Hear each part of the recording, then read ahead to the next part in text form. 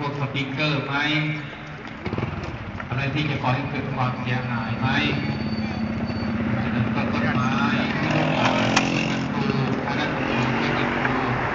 เราก็ต้องช่วยดูแลรักษาช่วยลูกหลานของเราด้วยช่วยรักษาช่วยดูแลให้เป็นสิ่งที่ลูกหลานของเราทำเอาไว้เป็นฝีมือของลูกหลานของเราเราก็ต้องช่วยกันในการดูแลรักษาหลังจากที่เราไปลูกหลานก็ยังอยู่ลูกหลานก็ยังเรียนอยู่มีบทบาททุกต่อไปก็จะมาร่ำเรียนมาศึกษามาเอาความรู้จากสถานที่ตรงนี้ดังนั้นคุณค่าของสิ่งเหล่านี้มันจะเป็นคุณค่าที่ยาวนาน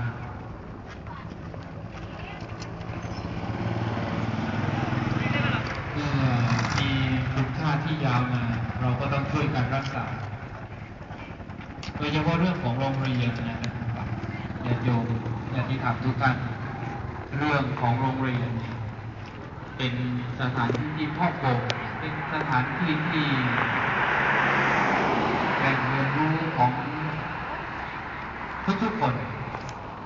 ที่มีโอกาสได้เข้ามาศึกษาไม่ว่าจะยากดีมีจนเรียนเก่งเรียนไม่เก่งเป็นคนพิการก็สามารถที่จะเข้ามาใช้ประโยชน์สถานที่ตรงนี้ได้เช่นกันดังนั้นในการรักษาดูต้นไม้บางทีเป็นเชื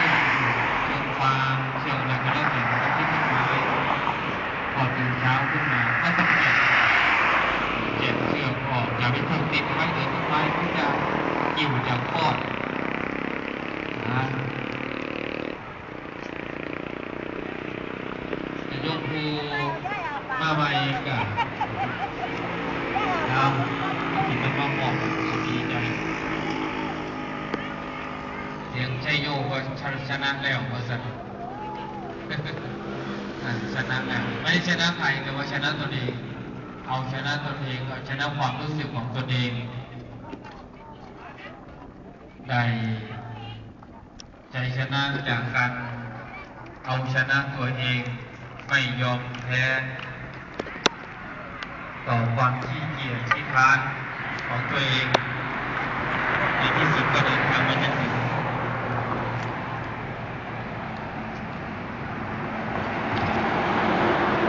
วันนี้ก็เป็นภาพที่โรงเรียนพึ่งแดดโรงเรียนพึ่งแดดโรงเรียนพึ่งแดดวิทยาคารผมจำชื่อไม่ได้แล้วเดินลงไปดูก่อนก็อีกสักหน่อยนึงเจ้าหน้าที่ก็คงจะได้เอาพวกภาพต่างๆขึ้นภาพที่เราเดินมาผ่านสถานที่ต่างๆนำภาพนิ่งแล้วก็ภาพวิดีโอก็จะได้เอาขึ้นส่งไปที่ทีวีของมหาเถรสมาคมคือทีวีหรือทีวีธรรมาธิปไตยของมหาเถรสมาคมจะมีท่านพระอาจารย์ปรัชญ์ลงวิทย์พลังโตเป็นที่ดำเนินการดำเนินการเพื่อประชาสัมพันธ์ได้รับรู้รับทราบแจ้งข่าวเป็นบุญเป็นกุศลซึ่งสิ่งที่เราทำอยู่ในขณะนี้นี่ได้ส่งออกไปทั้งหมด180ประเทศพร้อมกันอย่างที่โรงเรียนพึ่งแดดของเราในเวลานี้โรงเรียนพึ่งแดดของเราณเวลานี้อีกสักหน่อยหนึ่งก็จะขึ้นไปโชว์สู่สายตาของพี่น้อง180กว่าประเทศทั่วโลกเพราะว่าของ BTV นี้เขาเช่าสัญญาณของดาวเทียมทั้งหมด5 ดวงเพื่อปล่อยสัญญาณไปทั่วโลกให้180กว่าประเทศได้เห็นพร้อมๆกัน เป็นการ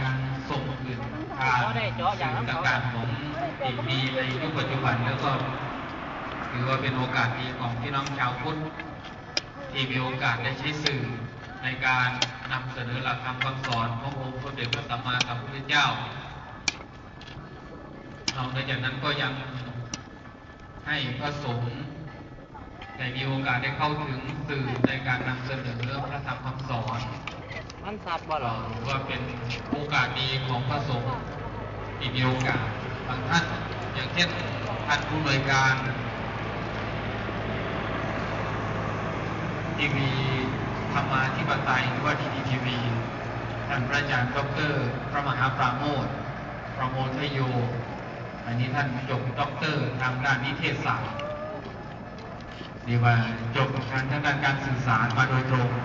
มีความรู้ความเข้าใจเรื่องงานของการสื่อสารมาโดยตรงท่านก็หันมาแล้วก็ทำหน้าที่ในการเผยแผ่พระศาสนาก็คือท่านพระอาจารย์พระมหาด็อกเตอร์ปราโมทย์ประโมทโยผู้อำนวยการทีวีธรรมาธิปไตยหรือดีทีวีก็ได้นำสื่อต่างๆขึ้นแต่ละวันที่อยู่180ประเทศได้รับชมไปพร้อมๆกันกับกิจกรรมของพี่น้องญาติธรรมชาวภาคอีสานหรือพี่น้องชาวประเทศไทยของเราทุกคนไม่ว่าจะอยู่ณที่บนตำบลใด